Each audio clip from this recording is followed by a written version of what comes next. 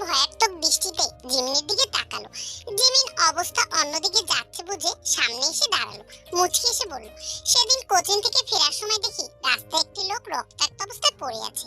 এগিয়ে যেতেই লোকটাকে কেমন চেনা চেনা লাগলো, তবে পুরো মুখে রক্ত লেগে থাকায় সেদিকে পাত্তা না দিয়ে আমরা তাকে হসপিটালে নিয়ে যাই। একজন সুনাগরিকের দায়িত্ব একজন বিপদগ্রস্ত মানুষের পাশে দাঁড়ানো। তবে প্রথমে না চিনলেও হসপিটালে যাওয়ার পর তার ফেস পরিষ্কার করতেই চিনতে পারি। তাকে আমি রাস্তাঘাটে বেশ কয়েকবার দেখেছি, তবে ঠিক মনে পড়ছিল না। সে যাই হোক, তারপর তাকে সেখানে ভর্তি করে চলে এসেছি। কিন্তু আপনি হঠাৎ জিজ্ঞেস করলেন কেন? কোন সমস্যা?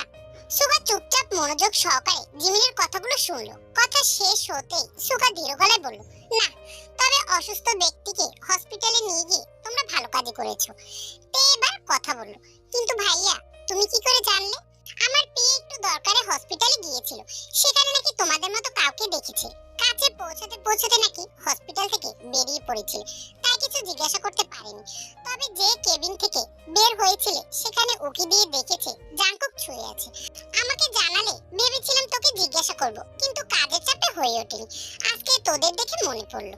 তে আর জিমিন দুজনেই হাঁপ ছেড়ে বাঁচলো। একে অপরের দিকে তাকিয়ে চোখে চোখে কিছু একটা ইশারা করলো। জিনিসটা নজর এড়ালো না সুগা, তবু কিছু বললো না। নাতনিটার লাগিয়া মনটা কেমন জানি করতাছে। নাতনিটারে কবে স্থির দেই না। তুমি আরে বাড়ি আনো, 2 দিন বাড়িতে থাকতে যাক। বিবি জান, এত অস্থির হলে চলবে? ওর পড়াশোনার অনেক চাপ, এখন আনলে পড়াশোনায় ব্যাঘাত ঘটবে। তুমি কিছুদিন সবুর করো, পরীক্ষা দিলেই তো একেবারে চলে আসবে। আমার যত চিন্তা হইছে নাতিটারে লইয়া। হ্যারে একটা সুপাত্রের দ্বারে দিতারলেই আমি মরিয়াও শান্তি পাইতাম। বোগা মুচকি এসে বললেন, কেন, পাত্র তো রেডি আছে। জিমিন কি রাজি হইব? আমি বললে অবশ্যই হবে। কথা কানা বলেই একে অপরের দিকে তাকিয়ে দুজনেই হাসলো। হঠাৎ লিসা কিছু মনে পড়তে থতমত গলায় বললেন, কিন্তু জিমিনের বা। চুপ, এই শব্দটা উচ্চারণ করবে না। লিসা থেমে গেলেন, স্বামীর দিকে তাকিয়ে দীর্ঘশ্বাস ফেললেন। স্ত্রীর মনোভাব বুঝে বোগাম বললেন, বিবি জান, ইদানিং তুমি কিন্তু আমায় আর সময় দিচ্ছ না। তয় তোমারে সময় দিতেছি না তো কারে দিতেছি? গাওয়া লাগো। বিবি জান, তোমার অর্ধেক শুদ্ধ আর অর্ধেক অশুদ্ধ ভাষা শুনলে আমি প্রেমে পড়ে যাই। মরণ, বুড়া বয়সে ভীমরতি। এইটাই তো আফসোস, আমি বুড়ো হচ্ছি আর তুমি দিন দিন সুন্দরী হয়ে যাচ্ছ।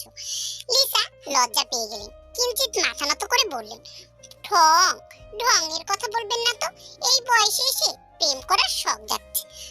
বিবি জান, একটা গান শুনো নাই, ওই যে বলে না, প্রেমে মরা জলে ডুবে না। জিমিনের মাঝরাতে হঠাৎ প্রচন্ড ক্ষুধা লেগে গেছে। শোয়া থেকে উঠে বসলো। তে ঘুমাচ্ছে, কয়েকবার ডাক দিল তবুও উঠলো না। এত রাতে রান্নাঘরে গিয়ে কি কিছু খাওয়া ঠিক হবে? যদি কিছু মনে করে সুগা, না না, মনে করবে না, অল্প একটুই তো খাবে। জিমিন রুম থেকে বেরিয়ে রান্নাঘরের দিকে চলে গেল। খাওয়ার মতো কিছু খুঁজতে লাগলো, তবে বাইরে তেমন কিছু নেই। হয়তো ফ্রিজে তুলে রেখেছে, কিন্তু এখন তো সেগুলো গরম না করেও খাওয়া যাবে না। আবার গরম করে খাবে সেটুকু ধৈর্য নেই। কি এক জ্বালায় পড়লো।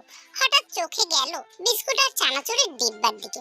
সেটাই হাতে নিয়ে খেতে লাগলো। কথায় বলে না, নাইমে আমার থেকে কানা মামা ভালো। যা আছে তাই খেয়ে আপাতত পেট ঠান্ডা করো। এই মেয়ে, এত রাতে তুমি এখানে কি করছো? জিমিন হঠাৎ সুগার গলার আওয়াজ শুনে বিস্কুট গলায় আটকে কাশি উঠে গেল। হঠাৎ তার সামনে কেউ পানির গ্লাস ধরতেই ঢকঢক করে খেয়ে ফেললো। তারপর বলল, ধন্যবাদ। ক্ষুধা লেগেছে? জিমিন মাথা নাড়িয়ে বলল, লেগেছিল, এখন আর নেই। খাবার গরম করে খেতে। ধুর, অত খাটনি কে করবে? সুগা বুড়ো কুচকে বলল, সন্ধ্যায় না বললে থেকে যত তাড়াতাড়ি সম্ভব বিয়ে করবে। তো জামাই যদি রাত দুপুরে রান্না করতে বলে তখন কি করবে? তাহলে শুধু মাঝরাতেই খেতে দেবো, সারাদিন আর কপালে ভাত জুটতো না। সুগা বড় বড় চোখে তাকালো। কি সাংঘাতিক মেয়ে রে বাবা। জিমিন কিছু একটা ভেবে বলল, আচ্ছা, আপনি এখানে কেন এসেছেন? আমি কেন এসেছি তা তোমার না জানলেও চলবে। এখন কি ঘুমিয়ে পড়ো। জিমিন যাওয়ার জন্য পা বাড়িয়ে আবার থেমে গেল। কিছু একটা বলার উদ্দেশ্যে পিছু ঘুরে চাইলো। হঠাৎ ঘুম ভেঙে পাশে জিমিনকে না দেখতে পেয়ে অবাক হয়ে গেল। ভাবলো হয়তো ওয়াশরুমে গিয়েছে, তাই সময় দেখার জন্য মোবাইল হাতে নিল। কিন্তু সময় দেখার আগেই তার চোখ আটকালো একটি মেসেজ নোটিফিকেশন দেখে সেখানে চাপ দিয়ে ভিতরে ঢুকলো। জাঙ্কুকের মেসেজ, সে তো কোনোদিনও মেসেজ দেয় না, আজ হঠাৎ কি মনে করে দিল। আপাতত ভাবনা রেখে পড়তে শুরু করলো। ঘুম তো তোর আমি কেড়ে নিতে চেয়েছিলাম, কিন্তু উল্টো তুই আমার ঘুম কেড়ে নিয়ে নিশ্চিন্তে ঘুমাচ্ছিস, বড় অন্যায় করে ফেললি। ভাইয়ের আশেপাশে থাকলে তো আমায় ভুলেই যাস, ফোন দিলে ধরিস না। খবরদার এমন করবি না, নইলে আমার যদি একবার রাগ ওঠে তোর ভাইয়ের সামনে তোকে তুলে নিয়ে আসবো। ভয় নেই, বিয়ে করেই ঘরে তুলবো। মনে রাখবি আমি কিন্তু ভালো মানুষ নই। তে হতভম্ব হয়ে মোবাইলের স্ক্রিনের দিকে তাকিয়ে বিড়বিড় করে বলল, শুধুই কি হুমকি দিল নাকি সত্যি সত্যি এমন করতে পারে? জিওন জ্যাকসন রোদে বসে পায়ের উপরে পা তুলে চা খাচ্ছে, অন্যদিকে তার এখন কোনো খেয়াল নেই। হঠাৎ এক লোক গলা খাকারি দিয়ে বলল, স্যার আসবো? জ্যাকসন চায়ের কাপ পাশে রেখে বলল, আয়, কিছু বলবি? জি স্যার। বল। স্যার, জাঙ্কুক বাবা সেদিন অ্যাক্সিডেন্ট করেছিল, তাকে মিনিউঙ্গির বোন হসপিটালে নিয়ে গেছিল। সে তার বন্ধুদের জানালো, আপনাকে জানায়নি। জ্যাকসন ভাবভঙ্গি তবু স্বাভাবিক রইল। আর কিছু জানিস সে এখন কোথায়? ঢাকায় আছে। ঠিক আছে, যা, সব খবরাখবর ঠিক মতো দিবি। লোকটা চলে যেতেই জ্যাকসন চায়ের কাপটা আবার হাতে নিলেন, মুখে নিতেই দেখলেন ঠান্ডা হয়ে গেছে। রেখে দিয়ে আর এক কাপ চাইলেন। অতঃপর কিছু মাথায় আসতেই চিন্তায় মগ্ন হলেন। হঠাৎ বাড়ির মধ্যে থেকে কেউ চেঁচিয়ে বলে উঠল, বাবা বল, শুনতে পাচ্ছি। আপনার মাতা আপনাকে স্মরণ করিয়েছে, জলদি গিয়ে শুনে আসুন। জ্যাকসন থমথমে মুখে উঠে দাঁড়ালেন, বিড়বিড় করে আফসোস নিয়ে বলেন, সন্তানগুলো একটাও মানুষ হলো না। ভাই আসবো? সুগা ফাইল থেকে মাথা তুলে ইয়োনোকে ইশারা দিল ভিতরে আসতে। ইয়োনো অনেক সময় ধরে হাঁসফাঁস করে গলা ঝেড়ে বলল, ভাই বল, শুনছি। জাঙ্কুকের নম্বর জোগাড় করতে বলেছিলেন, নিয়ে এসেছি। সুগা হাত বাড়িয়ে বলল, ঠিক আছে, দে। ইয়োনো তার হাতে একটি কাগজ ধরিয়ে দিল। সুগা হাতে নিয়ে বলল, অফিসের স্টাফদের একটু খোঁজ খবর নিয়ে আয় তো, সবাই ঠিকঠাক মতো কাজ করছে কিনা দেখে নে। আচ্ছা। ইয়োনো চলে যেতে সুগা হাতে থাকা কাগজে চোখ বুলাল। নম্বর তো চেঞ্জ করেনি, আগেরটাই রয়েছে। দীর্ঘশ্বাস ফেলে কণ্ঠে গম্ভীর ভাব নিয়ে কল দিল। জাঙ্কুক প্রথমবারই রিসিভ করে বলল, এত বড় সৌভাগ্য আমার, নামি দামি মানুষ আমায় কল করেছে, তা কি মনে করে এমপি মিনিউঙ্গি আমাকে স্মরণ করলো? সুগা থমথমে গলায় জবাব দিল, বলার জন্যই তো কল দিয়েছি। তাড়াতাড়ি বল, আমার হাতে বেশি সময় নেই। কেমন করিস যে তোর হাতে সময় নেই? অনেক কাজ, একটা বল তো শুনি। তোর বোনের সাথে লাইন মারা। সুগা রাগী গলায় বলল, তুই আমার বোনের পিছু ছেড়ে দে। তোর কথাই কেন ছাড়বো? আমি ওর অভিভাবক, বড় ভাই, ভুলে যাস না। আমার পিছনে লোক লাগিয়েছিলি, তাই না? যা জিজ্ঞাসা করছি তার উত্তর দে। তোর কথায় আমি পিছু ছাড়বো না, তা ভালো করেই জানিস। তবে তোর বোন বললে ভেবে দেখতে পারি। জাঙ্কুকের একরোখা জবাব শুনে সুগা বিরক্ত হলো, তবে কিছু সময় নিয়ে ভেবে বলল, তুই যদি আগের জাঙ্কুক হতি, আমি নিজে আমার বোনকে ধুমধাম করে তোর হাতে তুলে দিতাম, কিন্তু ওই বখাটের জাঙ্কুকের হাতে আমি জীবনও আমার বোনকে তুলে দেব না। জাঙ্কুক হেসে বলে উঠল, আমি একবারও তোকে বলেছি তুলে দিতে? তুই কি চাইছিস তোর বোনকে? দেখ, আমাদের মধ্যকার ঝামেলায় আমার বোনটাকে টানিস না। ও নরম মনের মানুষ, তোর ধোঁকা সে সহ্য করতে পারবে না। জাঙ্কুক এবার সিরিয়াস হলো, শীতল কণ্ঠে বলল, তোকে কে বলেছে আমি তাকে ধোঁকা দিব? তুই আমার বোনকে ভালোবাসিস না? তাহলে কেন তাকে বিয়ে করতে চাস? জবাব দে। আমার ইচ্ছে। সুগা প্রচন্ড রেগে গেল, তবে হঠাৎ তার মাথায় অন্য কিছু আসলো। হঠাৎ হেসে উঠল, হাসতে হাসতেই বলল, তুই আমার বোনের পিছু ছাড়লে তোকে একটি সত্যি কথা বলবো। জাঙ্কুক স্বাভাবিকভাবেই বলল, কোন সত্যি? যে সত্যি কেউ জানে না। হেয়ালি আমি একদম পছন্দ করি না সুগা, যা বলবি সোজাসুজি বল। এত বছরে কি তুই তোর বোনের খোঁজ পেয়েছিস? জাঙ্কুক চমকে উঠল, তবুও নিজেকে শান্ত রাখার চেষ্টা করে বলল, না। হঠাৎ এই কথা? তুই যদি তের সাথে যোগাযোগ বন্ধ করিস, তবে আমি তার সন্ধান দেব। জাঙ্কুক নড়ে চড়ে বসলো, উত্তেজিত কণ্ঠে বলল, কোথায় আছে সে? আগে বল, আমার বোনের সাথে যোগাযোগ বন্ধ করবি? ঠিক আছে, যোগাযোগ আর করবো না। সুগা হাসলো, সে এটা করতে চায়নি, তবুও বোনের ভালোর জন্য করতে হলো। এই কথা যে জাঙ্কুক পাবলিক করবে না সেটা সে জানে, রক্তের একটি টান আছে না। কি হলো, মরে টরে গেলি নাকি? বলছিস না কেন? দাঁড়া দাঁড়া, এত উত্তেজিত হচ্ছিস কেন? মেজাজ গরম না করে বল। সুগা গম্ভীর কণ্ঠে বলল, জিমি তোর বোনের বান্ধবী? হুম, সে তোর নিজের বোন। জাঙ্কুক হতভম্ব হয়ে গেল। স্বাভাবিক হতে বেশ কিছুটা সময় লাগলো। গলা কাঁপছে তার। তুই সত্যি বলছিস? মিথ্যে কবে বলেছি? জাঙ্কুক বেশ কয়েকবার নামটা উচ্চারণ করতেই তার মুখে হাসি ফুটলো। কেউ একজন আপন বলতে আছে তার, এটাই বিড়বিড় করলো। সুগা তার মনের ভাব বুঝে নিয়ে নিজেও হাসলো। এই কথাটা মাস্টারমশাই তাকে বলেছিল।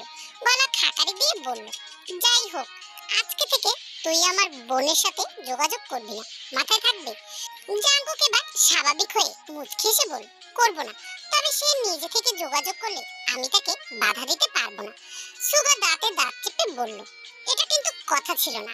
জাঙ্কুক হেসে বলল, একটু আগেই না নিজেই বললি আগের জাঙ্কুক আর এই জাঙ্কুক এক নয়, তাহলে আগের মতো কেন আশা করছিস? শোন, আগের জাঙ্কুক কথা দিয়ে কথা রাখতো, আর এখনকার জাঙ্কুক কথা দিয়ে কথা রাখে না, বুঝেছিস? শালা, তোকে আমি দেখে নিব। উফ, নেতা সাহেব, আমি শালা থেকে দুলাভাইয়ে বেশি কমফোর্ট ফিল করি। আমার দুলাভাই হওয়ার আশা তুই ছেড়ে দে। তবে তোর দুলাভাই হতে আমার কিন্তু বেশি সময় লাগবে না। জাঙ্কুক রাগলো না, বরং হাসলো।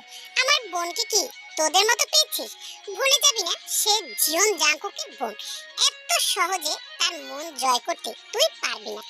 তোকে তেলে ভেজে ছেড়ে দেবে। আর যদি তোর বোন নিজেই আমার হতে চায়? জাঙ্কুক আবার হাসলো। একটি সিগারেট ধরাতে ধরাতে বলল, ছেলে হিসেবে তুই খারাপ নোস, চরিত্র ঠিক আছে, তবে তোর রাজনীতির জন্য সে মানবে না। সুগার আগে গজগজ করতে করতে ফোন কেটে দিল। লাভের লাভ কিছুই হলো না। দুই ভাই বোনে রাজনীতি নিয়ে এত কি সমস্যা তার মাথায় ঢোকে না। দুজনকে একসাথে দুটো করে চারটে থাপ্পড় দিতে পারলে বড্ড শান্তি লাগে। জাঙ্কুক বেশ কিছুক্ষণ সময় নিয়ে রয়ে শয়ে তেকে কল দিল। তিনবার রিং হওয়ার পর ধরল। হ্যালো, এত সময় লাগে? পড়ছিলাম, খেয়াল করিনি। জাঙ্কুক গম্ভীর কণ্ঠে বলল, ওইসব পরপুরুষের লেখা বই না পড়ে আমার মন পড়ার চেষ্টা কর, ভবিষ্যতে কাজে লাগবে। তে থতমত খেয়ে গেল। আমতা আমতা করে বলল, মানে? জাঙ্কুক এবার তেকে জ্বালাতন করতে বলল, বড্ড টেনশনে আছি রে। কেন, কি হয়েছে? না থাক, না বলুন না, আমি শুনতে চাই। আমি প্রতিদিনই একটা স্বপ্ন দেখি। কি স্বপ্ন? ভোরের নাকি? কিছু অসহায় জনতা আমার কাছে সাহায্য চাচ্ছে। কি সাহায্য? ভোরের স্বপ্ন তো সত্যি হয়। সেই অসহায় জনতা কারা জানিস? না, আপনি বলেন তো কারা? আমার বাচ্চা কাচ্চা। তে ভেবাচাকা খেয়ে বলল, কি যা তা বলছেন? জাঙ্কুক আফসোসের স্বরে বলল, রে, সত্যি আমার বাচ্চারা তার মাকে দেখতে যাচ্ছে। তে কিছুটা বিব্রত হলো, লজ্জাও পেল। কি বলবে কিছুই বুঝলো না। রাখছি, অনেক পড়া বাকি। না, জিমিনকে দে। কেন? আগে দে। জিমিন কানে হাত দিয়ে পড়ছিল। তে প্রথমে কয়েকবার ডাক দিল, শুনলো না। অবশেষে গিয়ে তাকে একটি গুঁতা মেরে বলল, তোর সাথে কথা বলবে। কি কথা? জানি না। ও, সাউন্ড বাড়া, আমিও শুনবো। আচ্ছা। জিমিন, ভাইয়া, কেমন আছেন? জাঙ্কুক ফোনের দিকে চেয়ে রইল। আজকে বড্ড মায়া কাজ করছে মেয়েটার উপর, তবুও বুঝতে দিল না। এই তো আছি, তুই? আলহামদুলিল্লাহ, আমরাও ভালো আছি। কিছু বলবেন? সুগা তোকে বিরক্ত করে? জিমিন বড় বড় চোখে তের দিকে তাকিয়ে বলল, না তো, বরং আমি তাকে বিরক্ত করি। আচ্ছা, ও যদি তোকে কিছু বলে আমাকে বলবি, কিন্তু কেন? দাঁড়া, কথা শেষ করতে দে। শোন, তোকে ওই লোক যদি ভয়টাই দেখায় বা কিছু বলে, তাহলে সোজা আমাকে বলবি। আমরা দুজনে মিলে ওটাকে মেরে বস্তায় ভরে নদীতে ফেলে দিয়ে আসবো। দারুণ আইডিয়া তো। ওকে, ডান। তে হতভম্ব হয়ে চশমার উপর দিয়ে তাকালো, তারপর বিড়বিড় করে বলল, কত বড় বেয়াদব দুটো, আমার সামনে আমার ভাইকে মেরে বস্তায় ভরার বুদ্ধি করছে, ভাবা যায়? তের বিড়বিড় শুনে জিমিন ফোন কানে রেখে বলল, কি রে, তুই কি আমাদের গালি দিচ্ছিস? তে থতমত গলায় বলল, না। জাঙ্কুক তের মনোভাব বুঝে জিমিনকে বলল তাকে ফোনটা দিতে। তে নিল, তবে চুপ করে ধরে রইল। জাঙ্কুক নিজেই কথা বলল, শোন, আজকের পর আমি আর তোকে ফোন দিব না। তে অবাক হয়ে বলল, কেন? আজকের পর থেকে তুই আমাকে ফোন দিবি, বুঝেছিস? তে রেগে গেল। কি পেয়েছে থেকে? যা বলবে তাই করতে হবে, করবে না সে। রেগে বলল, পারবো না। আপনি দিলে কথা বলবো, নইলে বলবো না। বলেই ফোন কেটে দিয়ে থ মেরে বসে রইল। জিমিন কয়েকবার ডাকলেও উত্তর করলো না। সময় নদীর স্রোতের মতো বহমান। আজকে ঢাবি পরীক্ষা ছিল। তে আর জিমিন খুব ভালোভাবেই পরীক্ষা দিয়েছে। পরীক্ষা শেষ করে সারাদিনের ক্লান্ত, তাই আজকে আর তারা বাড়ি ফিরে যাবে না। আজকে ঢাকাতেই থেকে আগামীকালকে রওনা দেবে। সুগা তাদেরকে নিয়ে যাবে বলেছে। প্রতিদিনের সময়টা দুজনের পড়াশোনা নিয়ে কাটলেও আজকে পড়াশোনা নিয়ে দুজনে গল্পগুজব করলো। তারপরে প্রশ্ন মিলাতে বসলো। বিভিন্ন বিষয় নিয়ে আলোচনা করতে করতে রাত হলো। তখনই কল আসলো জাঙ্কুকের। তে ধরতেই ব্যালকনিতে আয়। তে হাতে থাকা ঘড়ির সময় দেখে নিল 11টা বাজে। হতভম্ব হয়ে বলল, কেন? তুই আসবি নাকি আমি ভিতরে যাব? এই না না, আসছি। তে দৌড়ে ব্যালকনিতে গিয়ে দাঁড়ালো। অতটা বড় না, ছোট্ট একটি ব্যালকনি, কিন্তু কোনো গাছগাছালি কিছু নেই। রাস্তার পাশে ব্যালকনি হওয়াতে তারা খুব একটা বেশি ব্যালকনিতে আসে না। তে উকিঝুঁকি মেরে দেখতে লাগলো। হঠাৎ রাস্তার ল্যাম্প পোস্টের কাছে কাউকে দাঁড়িয়ে থাকতে দেখলো। চেহারা বোঝা না গেলেও পোশাক দেখে বুঝে ফেললো এটা কে। এক হাতে ফোন, অন্য হাতে সিগারেট। জাঙ্কুক এবার বলল, অবশেষে খুঁজে পেলি তাহলে আমাকে? আপনি এত রাতে এখানে কেন এসেছেন? তোকে বলতে হবে? আমি ভিতরে চলে গেলাম। এই না, দাঁড়া বলছি। বলুন। তোকে দেখতে এসেছিলাম। তে কথা পাল্টে বলল, কালকেই তো চলে যাব। ওহ, একটা গান শোনাবেন? আসলে বাড়ি গেলে তো এভাবে আর কথা হবে না। শোনাবেন? জাঙ্কুক দাঁত কিরমির করে বলল, কথা হবে না মানে? তুই ফোন না ধরলে তোর ভাইকে ফোন দেব, মনে রাখিস। তে চমকে উঠলো। কিছু বলার আগেই জাঙ্কুক গান ধরলো। তুমি যত দূরেই দূরে কেন থাকো না, আমি খুঁজে নেব ঠিকই তোমার ঠিকানা। এসো না আমার কাছে, বসো না চুপটি করে, রাখো না চোখে চোখে চোখ। আপনি এত সুন্দর গান কই থেকে শিখেছেন? শিখিনি কখনো। ওহ, জানেন ভাইও ভালো গান গায়। আমি শুনতে চেয়েছি, একদম তার কথা আমাকে বলবি না। এত রাগ কেন আমার ভাইয়ের উপরে? সেটা আগে বলুন তো। জাঙ্কুক কথা ঘুরিয়ে বলল, তোর ভাই আজকে আমাকে কল দিয়েছিল। কি বলেছে জানিস? তোকে নিয়ে পালাতে। কি? অসম্ভব। জাঙ্কুক মুচকি এসে বলল, আজ ফাগুনি পূর্ণিমা রাতে চল পালায়ে যাই। পরের দিন দুজনের বাড়ি যাওয়ার কথা থাকলেও সুগার ব্যস্ততার কারণে তাদের আর বাড়ি যাওয়া হলো না। দুজনেরই প্রথম মন খারাপ হলো, কিন্তু পরবর্তীতে আবার নিজেদেরকে সামনে নিল। হঠাৎ জিমিন তের হাত থেকে ফোন নিয়ে জাঙ্কুককে কল দিল। জাঙ্কুক ঘুমিয়েছিল। এমন সময় কল আসায় নম্বর না দেখে কেটে দিল। বেশ কয়েকবার কল আসার পরে বিরক্ত হয়ে সামনে ধরলো। তের নম্বর থেকে এতগুলো কল দেখে ব্যাক করলো। জিমিন সাথে সাথে রিসিভ করে বলল, ভাইয়া ফ্রি আছেন? একটু আসতে পারবেন? জাঙ্কুক অবাক হলো। হঠাৎ এই কথা কেন বললো বুঝলো না। কোনো বিপদে পড়লো না তো? তাড়াহুড়ো করে জিজ্ঞাসা করলো, কেন বনু, কোনো সমস্যা? কিছু হয়েছে? তোরা ঠিক আছিস? তে বড় একটি শক। জাঙ্কুক এত ভালো করে কথা বলতে পারে তার জানা ছিল না। তবে জিমিন সেদিকে পাত্তা না দিয়ে বলল, ওই বেটা মিনিঙ্গি আসে নাই। আজকে বাড়ি যাওয়ার কথা ছিল, কিন্তু সেই ভদ্রলোক নাকি ব্যস্ত, তাই আজকে আর যাওয়া হবে না। তাই আমরা আপনার সাথে ঘুরতে যাব, নিয়ে যাবেন? একদমই কথাগুলো বলে থামলো জিমিন। জাঙ্কুক হাসলো, হাতে থাকা ঘড়ি দেখে নিল। 8 ঘন্টা সময় দেখ, আসছি। ঠিক আছে। তে মাথায় হাত দিয়ে বসে বলল, পাগল তুই? ভাইয়া দেখে ফেলে কি হবে? জিমিন রেগে গিয়ে তার চুল টেনে দিয়ে বলল, ফাজিল বেডি, যখন দিনরাত ফোনে কথা বলিস তখন তোর ভাই কই থাকে? থাক, তোর যাওয়া লাগবে না। আমি আর আমার ফ্রেন্ডরা মিলে যাব। কি? ওদেরকেও নিবি? হ্যাঁ অবশ্যই। দাঁড়া, রেডি হয়ে রাস্তার মোড়ে দাঁড়াতে বলি। ঠিক আছে। শেষমেশ জিমিনের কথাই রাখতে হলো। জাঙ্কুক নিচে এসে কল দিতেই তারা নেমে পড়লো। জাঙ্কুক তাদেরকে রিকশায় উঠে বসতে বলল। আগে থেকেই রিকশা নিয়ে এসেছিল। জিমিন জানায় তাদের সাথে আরো দুটো ফ্রেন্ড আছে। জাঙ্কুক বলল, সমস্যা নেই, আগে তোরা উঠে পড়, ওদের জন্য সামনে থেকে রিকশা নিয়ে নেব। আচ্ছা, কিন্তু আমরা কোথায় যাব? বইমেলা হচ্ছে, যাবি? জিমিন বলার আগেই তে বলল, যাব। অবশেষে সবাই মিলে বইমেলায় হাজির হলো। সবাই মিলে ঘুরে ঘুরে বই দেখতে লাগলো। জাঙ্কুককে জিমিন নিজের কাজিন হিসেবে পরিচয় করিয়ে দিল বন্ধুদের সাথে, তাই তেমন আর কথা উঠলো না। জিমিন ওর অন্য বান্ধবীদের টেনে একটি স্টোরে নিয়ে যাচ্ছিল। তেও যাচ্ছিল, তবে তার আগেই জাঙ্কুক তার সামনে দাঁড়ালো। তে চশমা ঠেলে হাতে নিয়ে বলল, কি তোরা যারা চোখে কম দেখিস তারা কি চশমা ছাড়া কানেও কম শুনিস? তে আবার চশমা পরে নিয়ে বলল, না বাজে কথা বলবেন না। বেশ, বই কিনবি? না, টাকা আনতে মনে নেই, চল আমার সাথে। কোথায়? চান্দে। কি? জাঙ্কুক আর এক পা বাড়ালো।